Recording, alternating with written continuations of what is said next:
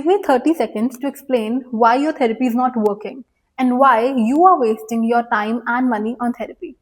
Before that, you need to understand what therapy is all about.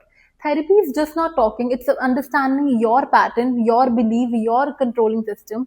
And after that, knowing why you behave in a certain way, why you do things in a certain way, and why you act in a certain way.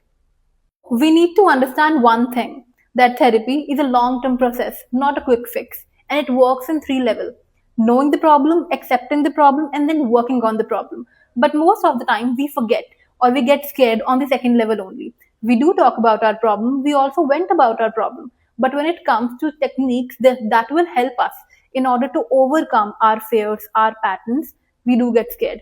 We want quick fixes in 1 or 2 months, जो कि हमारे pattern होते हैं 25 से 30 साल के, which will never work. So you need to understand patience is the key when you are into therapy.